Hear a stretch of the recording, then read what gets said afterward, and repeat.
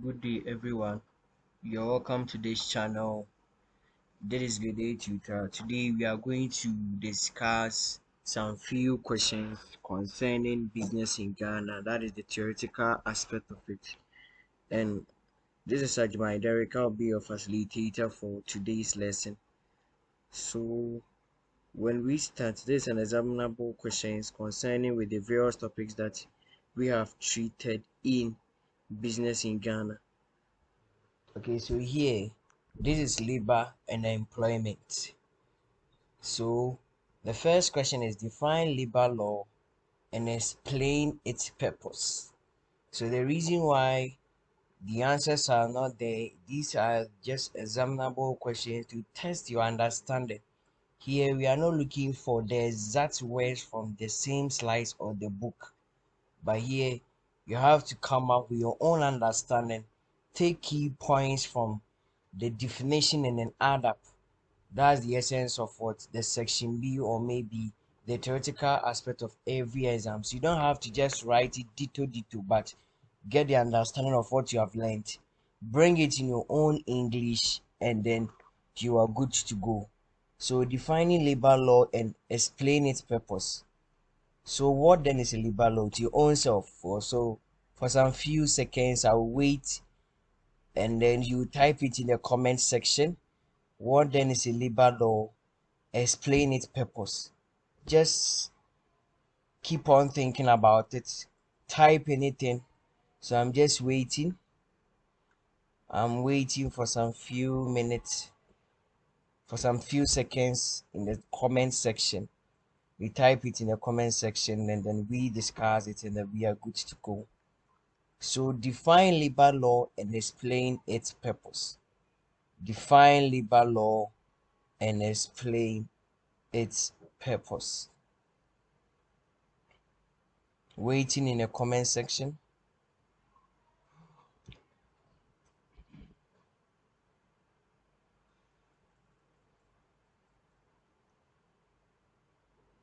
Okay, nice. Okay, so let's start explaining the definition for labor law and then explain and then its purpose. So when we talk of labor law, you see, labor law is a body of laws. You get it, which consists of administrative rulings, precedents, which addresses the rights and the restrictions on working people and their organizations. You get it? So you have to understand a labor law is just a body of laws. It consists of laws that helps to administer the relationship that goes on between the working people and their organization. It guides their behavior. You get it? So as I said, here you are writing it with your understanding. You are not necessarily looking for everything in the slice. Are we good? Great. So here, as we keep on discussing and we explain its purpose. What is the purpose of the labor law?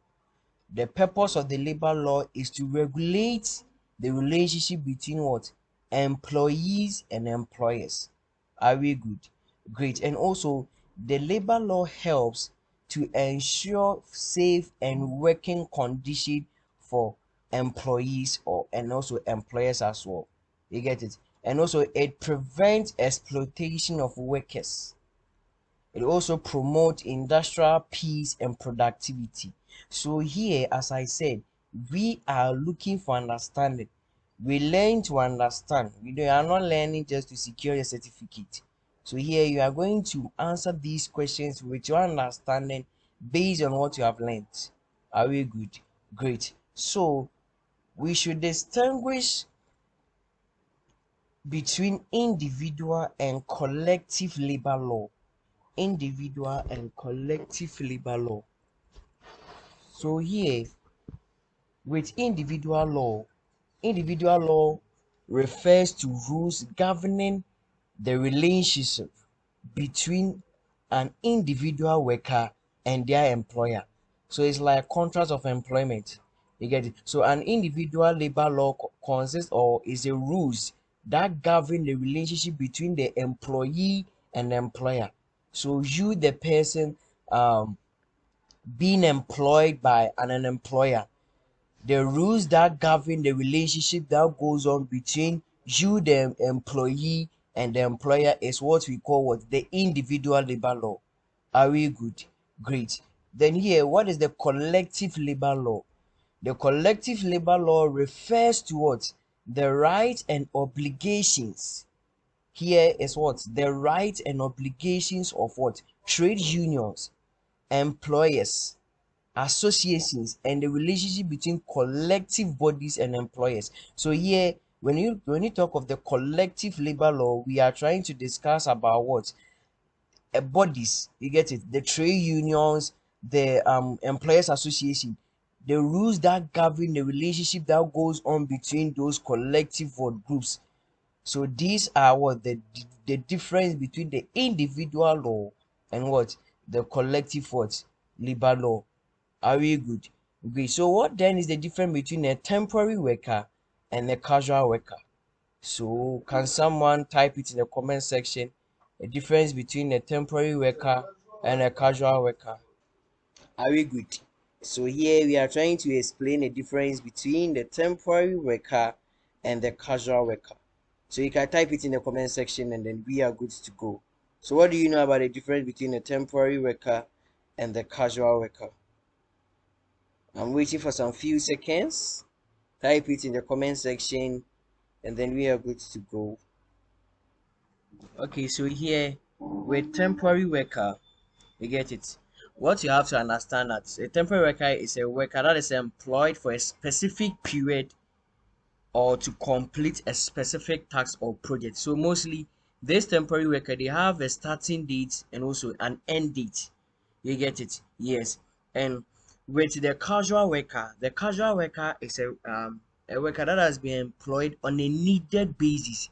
When you need the worker, you call him. After that, the worker is done fixing whatever thing that you've called him for, then the worker goes. So with a temporary worker, it's like you are being there for a fixed date for a period of time, but with a casual worker, you are being called on a needed basis. So with your own understanding, what then is a temporary worker and a casual worker? So a temporary worker is employed for a specific period to complete a specific task. A casual worker is engaged on a day-to-day basis, usually for a short term, irregular or off one-off task. You get it? Yes. So that is all about it. Are we good? Great. So we move on to what are the duties? What are the duties of the employer under the Labor Act? What are the duties of the employer under the Labor Act? So you can type some in the comment section. The duties of the employer, meaning that the one who is employing workers into the organization, what is his duties? There's a difference between the duties and the rights. The right is what the employer is expected to enjoy per the position that he finds him or herself into. But the duties is the responsibilities that the employer has to perform. You get it? So what are the responsibilities? One, one is provide a safe working environment for its employees. I hope you are getting it. To pay agreed wages and salaries, it is his duty. To respect workers' rights, to make sure that they provide the needed tools and what supervision for the work. I hope you are getting it. So you can also type some in the comment section and then we are good to go. So what are the rights of workers? So here, question 5, we are moving on towards the right of worker. That is the right of what the employees under the Ghanaian Labor Act. So here we are looking for the rights. What is expected for the worker to enjoy? Hope you are getting it. Yes, one, the worker has to enjoy they have the right to what? Fair remuneration, that is fair salary and what wages as well. Are we good? Great. And then the employer also has the right to join trade unions or form trade unions. You remember we learned all these. You get it? And has the right to what? Privacy from what? Discrimination. You get it? Yes. And also the employer has a right to also enjoy some leave or periods or holidays. Hope you are getting an understanding. Great. So here, that is all about what the some of the key things that we can discuss under labor and employment. We are moving to the Ghanaian business and culture. What what's what are the There was a typing mistake here. What are the various ways that Ghanaian business can be classified? I hope you are getting an understanding. Yes, you have the formal and the informal. Are we good? The private and the public, and a small, medium, large enterprises. These are the three ways. Hope you are getting an understanding. So here, as I said, we are not just looking for the ditto or the to and po, the understanding. You get it. So what is the difference between, sorry, there was a typing mistake here also. What's the difference between the individualistic and the collectivist society? Are we good? So here with the individualistic society, what do you know about it? What do you know about the collective society? You can type some in the comment section. Let me get your answers. We can discuss about it. Okay, so here we go. So with the difference between the individualistic society and the collectivist society, one thing you have to know that with the individualistic society, they focus on personal goals. They are independent. They don't depend on anyone, and they are self-reliance.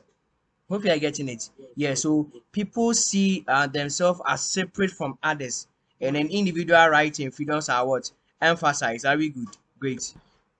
So, as we have talked about the individualistic society, we are moving to the collectivist. So, with the collectivist society, they focus on group goals. They are interdependent. That means they depend on each other.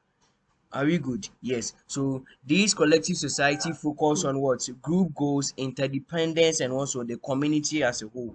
You get it? So here people see themselves as part of a larger group, a family, a tribe, or a nation. That's what you have to take note about it. So what makes up the small, medium, and large enterprise? What makes up? Do you have any answer for us to give out in the comment section? This is just a discussion how of what we've learned so far, some key examinable questions from the various topics that we have learned. Yes, so what makes up the small medium enterprise? That's the SMEs. What makes them? So let's answer this question.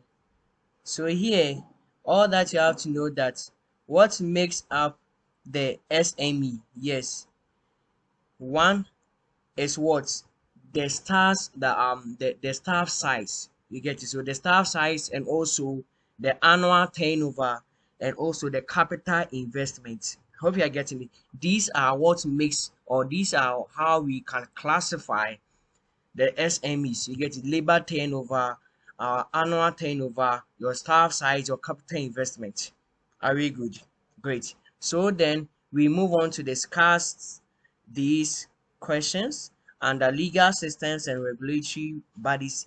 This is just a trial question. You are just trying up your mind, testing up your understanding on these topics as well. You get it? Great. So legal systems and regulatory bodies. What are legal systems? Yes, you can type it in the comment section as we discuss. I'm waiting for a few seconds and we are good to go. So let's move on. When we talk of legal systems, what are legal systems? So legal systems, they are the structures. For me, I know the legal systems are the structure, they are the frameworks through which every country what society, every country of society interprets and enforces its laws. So the system that are in place to make sure that laws are enforced. You get it? So they provide the rules, the principles, the processes that govern how justice is what? Administered. Are we good? Great. Hope you are getting an understanding well. So explain the following. What is a regulatory pillar? What is a normative pillar?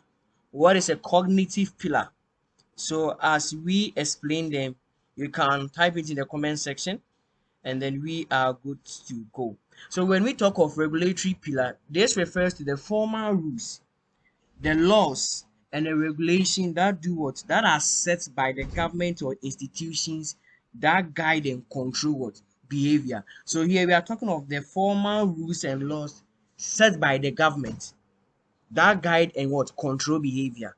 Hope you are getting the point. So maybe example like maybe tax laws, labor laws, environmental regulation. These are all set by what? The government. And then we are talking of what? The normative what? Pillar. With the normative pillar, it's they represent the social norms, the values and expectation about appropriate behavior in society or a group. So here we are talking of what the social norms and values that govern the behavior of people in society or a group. You get it? Great. And then we move on to discussing what theocratic what law. So what then is a cognitive pillar? So with a cognitive pillar, they are the shared beliefs, understandings, and taking for granted assumptions. Here is the case that assumption that shape what behavior. Are we good? So here, this cognitive pillar is internally driven based on culture and collective thinking. So we have to take note of these things as well. You get it? And so let's explain the common law. What then is a common law? So with a common law is a system based on what? A legal system based on precedent, decisions made by judges in area cases. So they are a law that involve through court rulings. So for example, mostly they are used in Ghana, UK, USA, and some other countries as well. Hope you are getting it. So you just have to take note of this. And what then is a civil law? With a civil law is a legal system based on what? Written laws and codes. Are we good? Great. So these are just simple explanations on how to go personally about if you had a case that you come across any of these simple with the understanding, you get them right and they are good to go. Hope you are getting understanding. Great. So here, what's the meaning of theocratic law? So here with theocratic law, all that you have to understand is based on what religious teachings and what scriptures. You get it. So this one is based on religious teachings, based on how every religion based on his or her teachings to govern their behavior or their conduct or their code of conduct. Hope you are getting the point here. So here we are having our last, I think this will be our last question. Yes. So here that's the tax regime. Talking of the calculations of the income of the personal income tax. So here we have a question that Mr. Ajman Derek earns 7,400 per month. Yes, using the below tax bands for calculating income tax per year. Calculate for his income tax annually. Yeah, so Mr. Ajimai earns 7,000 per month, 7,400 per month. It doesn't mean I earn 7,400 per month. It's just an example. Hope you are getting the point. Yes. So here, since he's earning an income of 7,400 per month, and then the tax schedule or the tax bands given to us here was used to calculate personal income tax per year or annually. How do we find our income per what? Per year. Okay, so here you get to know that. Okay, so here this tax table was given to us to find for our personal income tax per year. And then we know that Mr. Ajman Derek earns 7,400 per month. So if you want to find his income per year, what do you have to do? You have to multiply this figure that is per month by 12. Are we good? And then the figure that you're going to get or the amount that you're going to get, you use that amount with the help of this tax or tax bands, you'll be able to find forward your income tax. You get it. So here, after getting your amount, you subtract this 5,880 from the annual income earned by Mr. Ajimai Derek. You get it. And then you continue with the application of that because we have posted a video on that. So here, kindly solve this question on your own. Try it on your own. And then you can send it to us on our WhatsApp contacts. Hope you are getting understanding. Great. So here that will be all for today. We've discussed just a few questions, examinable and key questions on the various topics that we have treated in class. You get it. So here you just have to make sure that, as I said, we all want the understanding, not necessarily like you chewing and pour. You get it. So yeah, I wish you all the best. Good luck, and you will do well. This is grade 8 tutor, and I was your facilitator for today's lesson. Don't forget to subscribe and share this video to a friend of yours to get a better understanding of everything. Thank you very much. See you. Bye bye.